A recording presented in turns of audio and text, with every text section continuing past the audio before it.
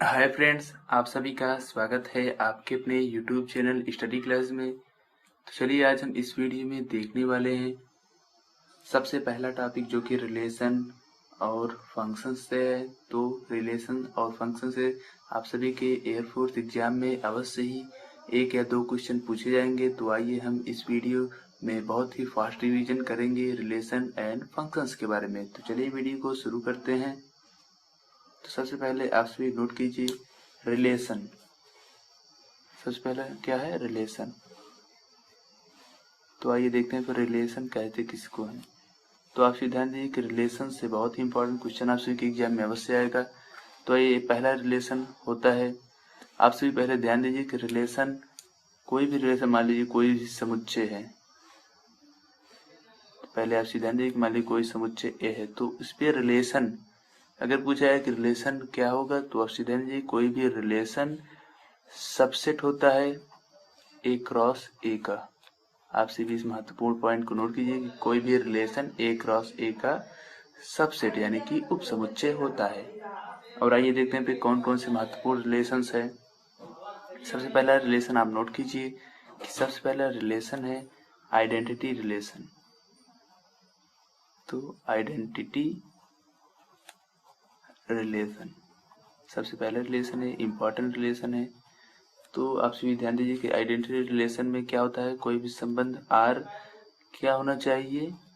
मान लीजिए कोई संबंध आर में अवयव है यक्स कामा वाई, तो यक्स कामा वाई में से ऐसा होना चाहिए यक्स और वाई की यक्स वाई समुच्चय ए के अवयव होने चाहिए और यक्स बराबर होने चाहिए वाई के, तभी वह संबंध आइडेंटिटी रिलेशन होगा। आइए देखते हैं फिर इसका एग्जाम्पल।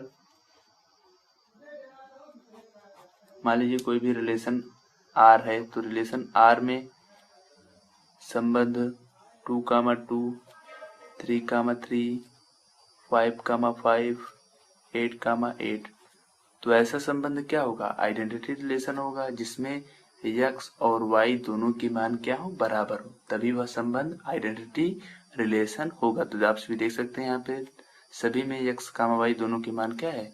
बराबर है। तो यह एक आइडेंटिटी रिलेशन का एग्जाम्पल था। तो देखते हैं फिर नेक्स्ट रिलेशन, यूनिवर्सल रिलेशन। तो आप सभी ध्यान दीजिए कि नेक्स्ट रिलेशन क्या है? यूनिवर्सल रिलेशन है।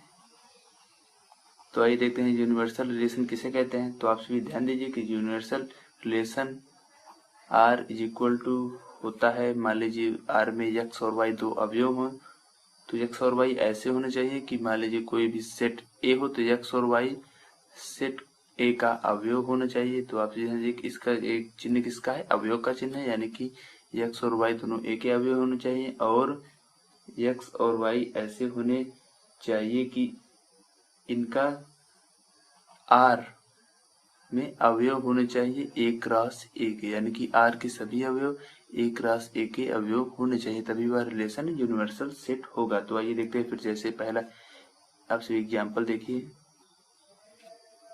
मान लीजिए कोई भी रिलेशन 1,2,3 पे ऐसा रिलेशन है, यानी कि कोई भी अवयव है, यहाँ पे आप ध्यान दीजिए कि जैसे यहाँ पर ए है, कोई भी समुच्चय ए है, तो ए में ऐसा रिलेशन ए के अवयव है 1,2,3, तो इसमें रिलेशन के अवयव होने चाहिए 1,1, 2,2, 1,2, 1,3, 2,3, 3,1, 3,2 और 3,3। तो आप ध्यान दीजिए कि आर में सभी अवयव ए क्रॉस ए के अवयव होने चाहिए, तभी वह रिलेशन यूनिवर्सल सेट होगा। यानी कि आर में ए क्रॉस ए यानी कि ए के सभी उपसमुच्चयों का सेट आर होना चाहिए, तभी वह रिलेशन यूनिवर्सल रिलेशन कहलाएगा। देखते हैं फिर नेक्स्ट।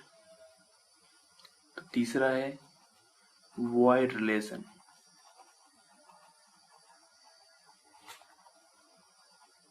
यानी कि रिक्त समुच्चय। तो आप सभी ध्यान दीजिए कि इससे संबंधित क्वेश्चन आप सभी के एग्जाम में पूछा जाता है कि रिक्त समुच्चय क्या होता है और रिक्त समुच्चय को किस प्रकार व्यक्त करते हैं। तो आप सभी ध्यान दीजिए कि रिक्त समुच्चय को फाई से व्यक्त करते हैं। तो रिक्त समुच्चय को किससे व्यक्त करते हैं? फाई से, या तो इसका और एक चिन्ह है जिसे हम मछली ब्रैकेट में बिना कुछ लिखे ऐसे व्यक्त करते हैं। तो ये आपसे बहुत ही इम्पोर्टेंट है, आपसे भी इसको ध्यान दीजिए कि रिक्त समुच्चय, इससे संबंधित आपसे के एग्जाम में अवश्य पूछा जाता है कि निम्न में से रिक्त समुच्चय है। तो ऑप्शन में आप सभी को ऐसे दिया रहेगा और ऑप्शन में आपको 4 ऑप्शन ऐसे मिलते हैं।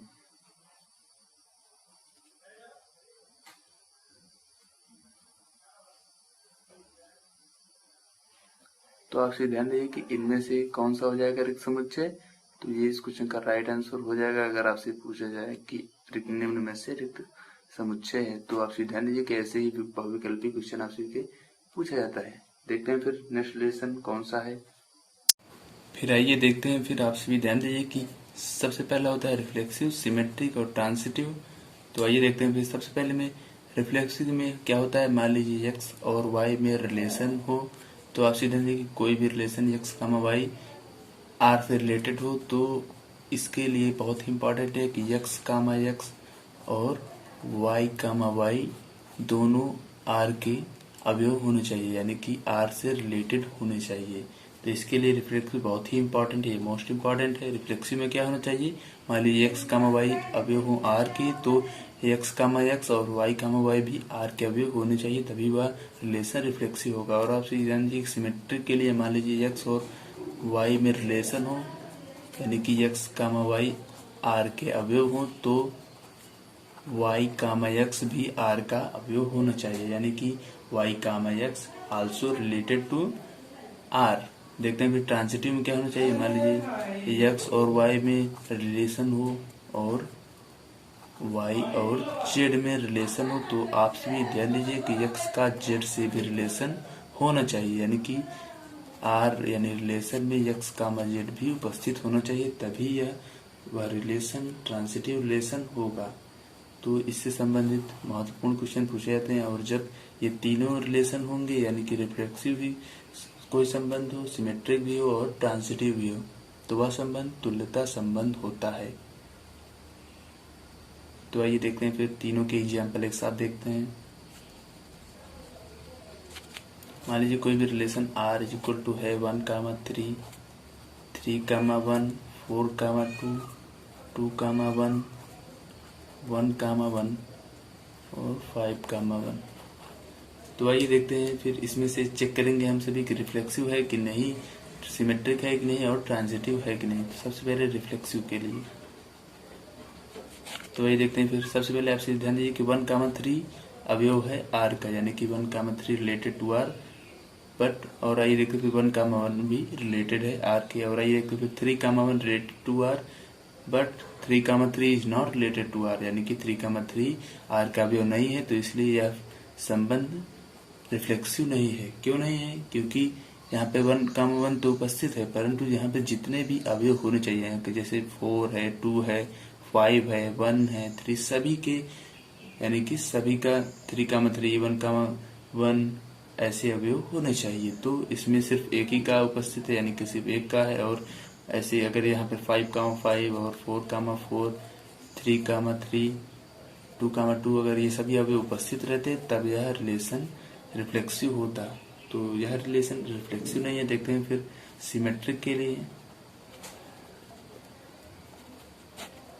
फॉर सिमेट्रिक आप ध्यान दीजिए कि 1,3 अवयव है आर का और 3,1 आल्सो रिलेटेड टू आर। और ये देखते हैं फिर 4,2 रिलेटेड है आर का, लेकिन यहाँ पर 2,4 उपस्थित नहीं है।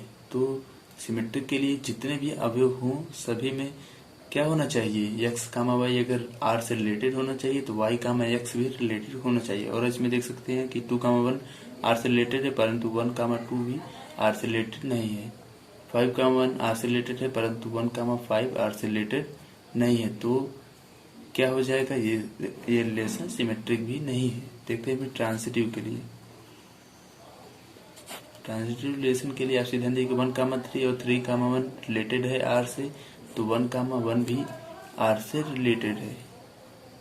तो आइए देखते हैं फिर नेक्स्ट कि 4,2 रिलेटेड टू आर और 2,1 रिलेटेड टू आर, परंतु 4,1 आर से रिलेटेड नहीं है।